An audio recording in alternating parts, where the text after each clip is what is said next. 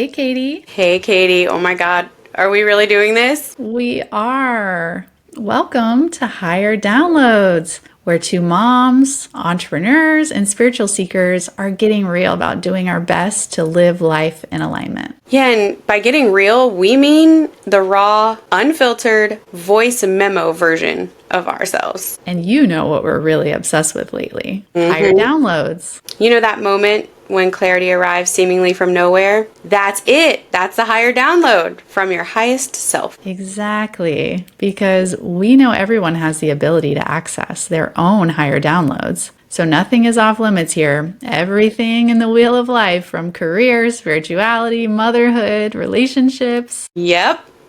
Everything. And really through the lens of higher consciousness and joy. And we have to share our higher downloads too, right? So grab your coffee. Or your crystals, or whatever you need to have fun with us. And get ready to tune in to your own wisdom channel, because receiving higher downloads means you can live your life in HD.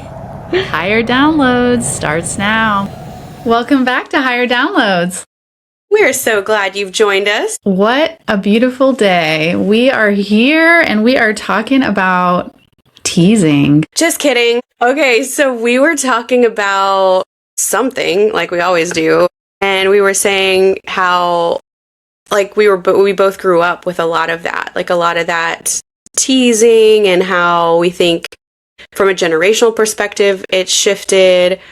And I think you even said it was like, let's talk about the energetics of teasing. Absolutely.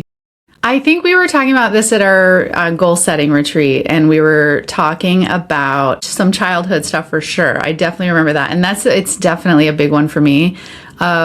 That was just my dad's side of the family has like 7, 8 kids, like so many kids. And they're just a rowdy, fun bunch. And they are fun. And I love them and I adore them. But like their whole love language as a whole clan was to like harass each other and tease and joke. And as a child, I did not like it. And it became my stereotype with them of like, Katie's mad. I'm like, I'm not a mad person, okay? I just don't like being teased. So then you got teased for not liking the teasing. Mm-hmm. Oh, yeah. Oh, yeah. So that, and I think it's such an interesting dynamic. And I just feel like there's a lot to talk about. Energy, words, impact, everything we talk about. I feel like teasing is such a good representative example of like a human experience that we all go through, and teasing that out. I think we have the episode title. Well, same. Different intensities from my mom's and dad's side growing up, and then also marrying into a family where that's a thing too. So one of the things, ever since you brought it up, I've thought, just every once in a while I've thought about it, or I've seen it happen. And one thing now that I wouldn't have necessarily named before, but I can see now, is especially generationally, it's a power dynamic. And it almost feels like a power dynamic dressed up as like play or love. And the just joking is a shield when someone does get their feelings hurt. Like you were hitting a point where you're like, okay, it's not funny.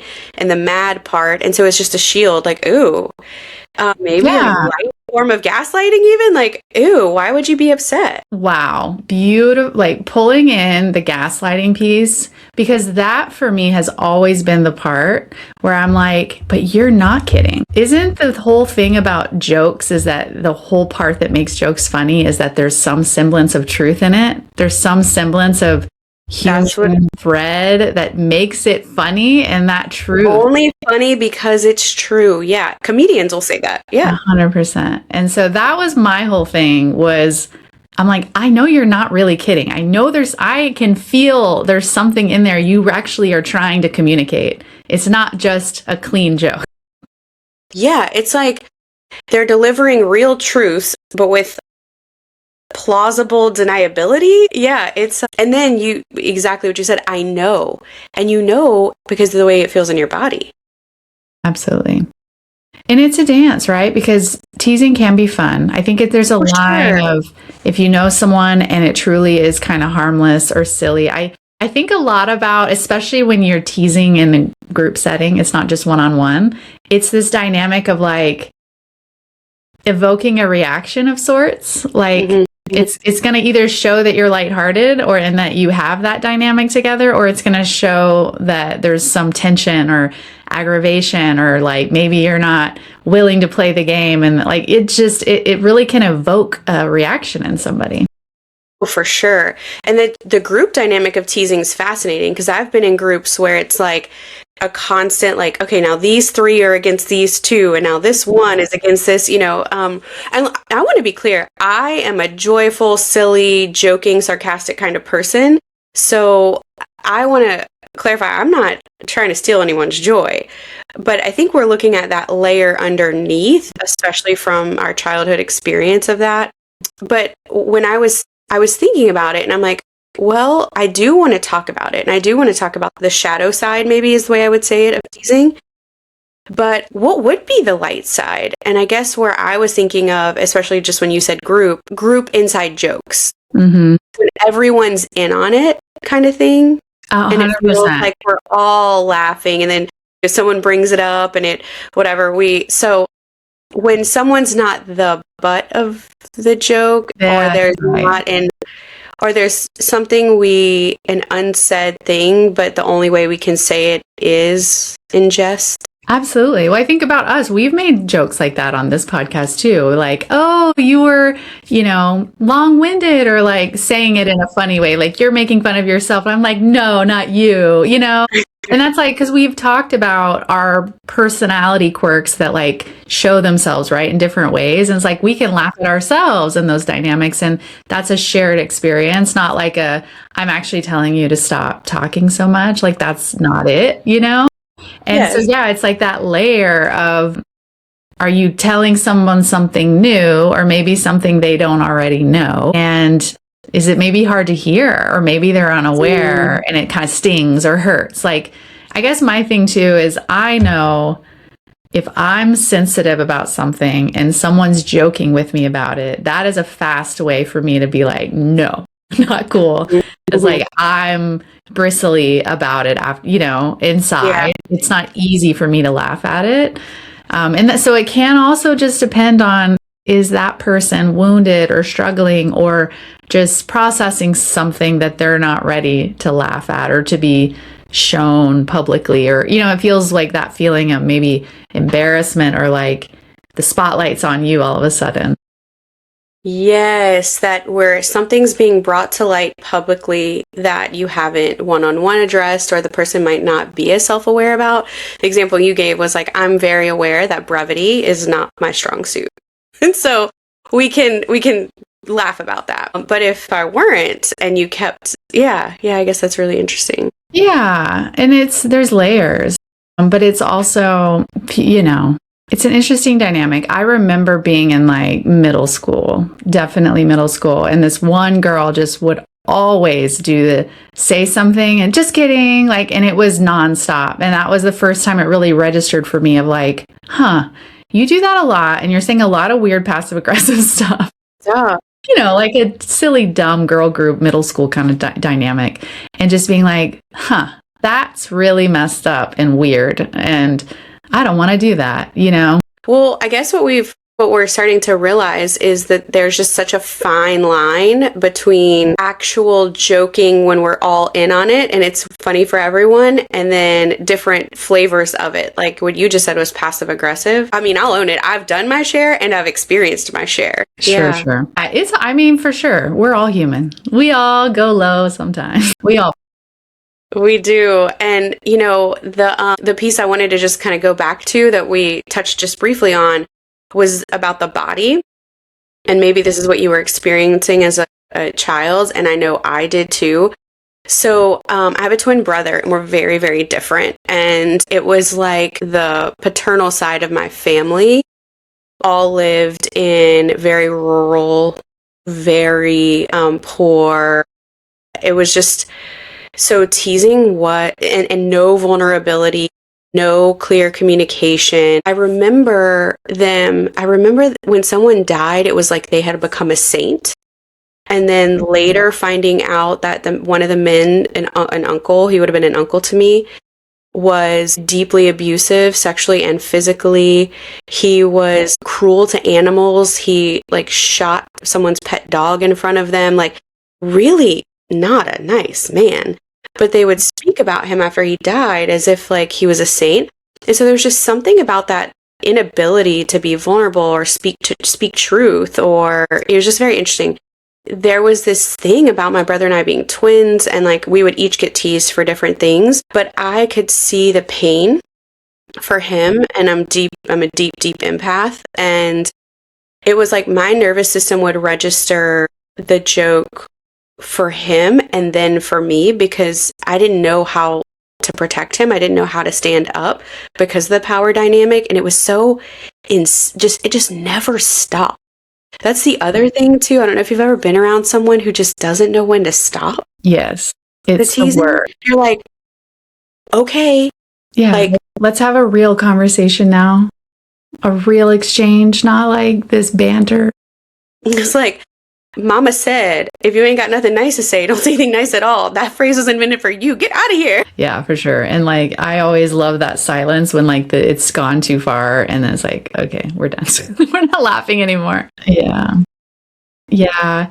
There's definitely, I think, a generational commonality of that method of communication being super common with like, I don't know what the boomers, that's probably boomers. Boomers, and before them even, what was that? The golden something? I don't know. Boomer plus, Depression era. Yeah. And I do know there was a lot less openness, a lot less direct, a lot less sharing feelings too. And yeah, lots of that in that generation. And I've even seen some of that. One thing I'm sure you've heard somebody say this of like, I wouldn't tease you if I didn't love you. Yep. And it's like intimacy. Brene Brown said like that's intimacy with armor. Yeah. Like I'm not really, and then we're not really like, that's how I show love. I'm not really going to like tell you I appreciate you. Yeah. Or that I think you're smart or special or whatever. I know it's like the poke is the attempt at a connection because they weren't taught real connection. Well, like I just am like that's the only emotion, and that's the emotion, but it's blanketed with humor. So just in case it gets uncomfortable, we can just say like, "Oh, no, just kidding," or like, not that serious. Yep. It's like I mean, I laugh when I'm uncomfortable all the time. So it's like that. It's like, ha ha ha, I don't know what to do with this, but I'm going to try some emotional connection, and then at least I have this little backup plan if it feels uncomfortable. Yeah.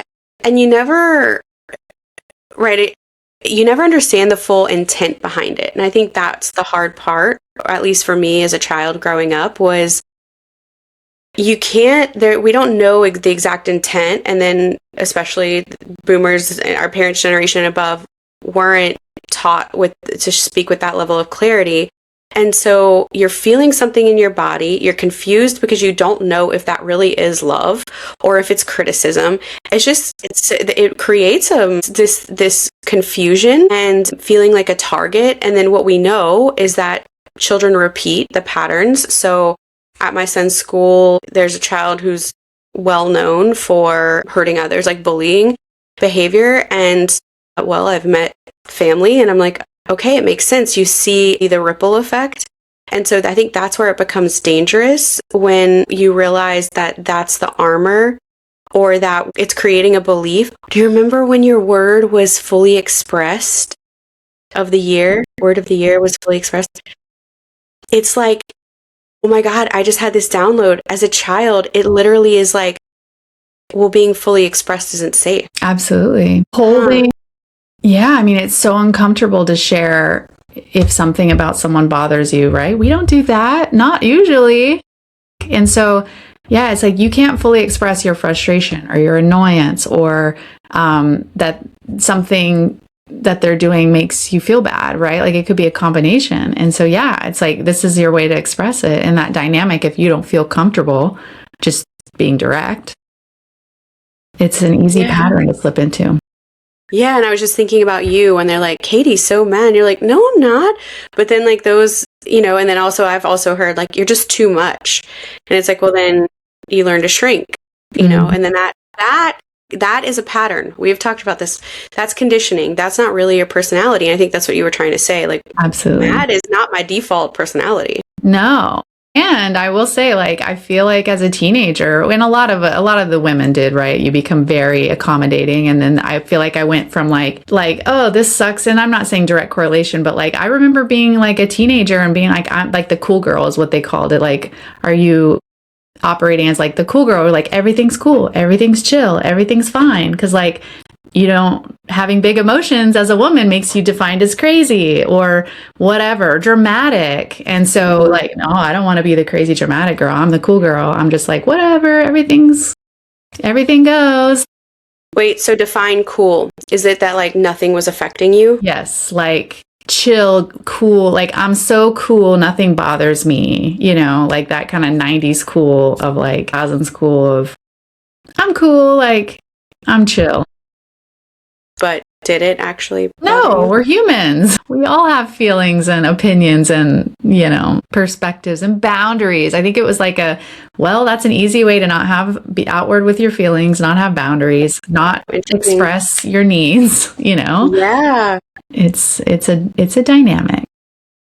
Yeah. Oh, that's so interesting about the, like, I'll just be cool about it. Like, I'll just absorb it. I remember like Cosmo articles about it, like it was like a phenomenon kind of, I don't know. It's hard to describe. It was definitely like of the times, like that was a thing that I feel like because of cultural expectations on women, like it was kind of just like how it presented itself in the time. And I don't know if that's still relevant at all, but it was definitely something that I remember in my high school years. I do too. I think the thread, like my little thinking face, like the thread I'm wanting to pull on that is when you have to practice for a long enough time that something doesn't bother you. Later in life, when something really bad happens, you lose a loved one, you lose a job, something goes on, you literally don't know how to process those emotions because you've just kept them at arm's length. Mm-hmm. And so, like, I can't be sensitive, I can't feel this thing. And then all of a sudden you're faced with a really intense life event or something really hard. And it's like, how the hell do I do this? And so I think that's I'm starting to pull a thread of like, oh man, this is real implications. Absolutely. Well, is there teasing that is genuinely high energy? That's my question. We've talked about layers. We've talked about what we know when it's an attack or a passive aggressive stab, that kind of thing. It's like, is there teasing that's just loving, well-intentioned, high vibrational? I feel like we are there. I thought about that too. And I had said, like, I thought about group inside jokes, and then one thing that we are trying to teach our son, especially a boy, is about consent at a lot of different levels. So, and so I think the reason we've just unpacked that toxic teasing isn't helpful, it's more harmful ultimately, is because you don't have that person's consent. Like, it's happening to you. Mm-hmm. So I feel like consent might be an important, we're actually in it together. We know when to say like enough's enough. I don't know, what are some other guardrails you could think of? Or well, I would say if you have the intimacy, if you have the genuine intimacy and the genuine ability to talk about stuff, that could be a baseline requirement of like, you can have safe, fun, playful teasing if you actually have a relationship where you can talk about things that are hard, that feel sensitive. That bothered me, but I know that's my thing. I know I'm just still struggling with it, I feel like you have to then also have the space to talk about it after. If you can talk about it before, then you could talk about it after if it's not working for you. Yeah, like, of course you did great. You're always the A student. And then like, but seriously, I am so proud of you. Like, it is so impressive how you keep showing up. Like, maybe something like that. Yeah, absolutely. Like, you're able to actually still name the emotion. Yeah, this is, hearing you talk reminds me of, I love Brene Brown. She has a concept that says like connect before correct. Mm. And And in leadership, we share with managers a big thing about no one really teaches us how to give constructive or negative feedback. It's just not part of the American education system to date. And so then we expect people to magically be able to do it in workplaces. And it is one of the sorest tensions. Feedback is a big one. And people don't know how to correct or how, where they really stand. And so the idea of connect before correct is, how do you have a relationship already? How does this person already know that you care about them personally? You care about the impact they're making in their performance. So when you do have to give, so it's about building relationship and rapport, but when you do have to give constructive or negative feedback, it's coming from a place of, I genuinely want to see you succeed, or I genuinely know what you're capable of, and you're not showing that right now. So that is what was coming to mind when you were talking. Absolutely. I think that's a wonderful correlation, description of what I was saying in a simpler way. I love it. Brene knows what's up. Yeah. And, that's the compassion. When I've done a lot of inner child work and healing, that's the compassion I have been able to access for the generation above, is that nobody taught them how to say, I love you without flinching. It's just a language they didn't have. It doesn't mean it's okay. It doesn't mean it didn't hurt, but that's kind of been a thread in several episodes for us, is about still choosing a different way. Absolutely. For us now. Yeah. And it just does. And again, obviously there's exceptions and whatever, but there's in mass, it was just a different dynamic in terms of openness with words of affirmation or a genuine vulnerability, accessing emotions at a wide scale. I feel like it was tough. I've heard from many people and seen from many people how challenging that is. And it is uncomfortable. So yeah, I mean, it's uncomfortable to receive a joke, a tease that doesn't feel good. And then it's uncomfortable to address it if you actually take it that far. Oh God, yeah. How many times have I replayed something in my head over and over and almost had to gaslight myself to just get over it? Yeah. Yeah, but wow, doesn't it feel amazing when you either process the feelings yourselves, because it's not always worth bringing it up to that person. Not always. Nope. Sometimes that makes it much worse. But it is, instead of ignoring it and letting it fester, and it's the spinning thoughts on it, replaying it, that is we've talked about that in other episodes, that is such a good indicator of a problem, of something you want to process. Data, yeah. It's telling you something. Yeah, it's like it's hitting on some kind of nerve internally. Yeah. I learned this power phrase that I'd love to share with the community if someone does like a passive aggressive type comment. So I keep it in my back pocket, but you just say, what did you mean by that? Mm-hmm.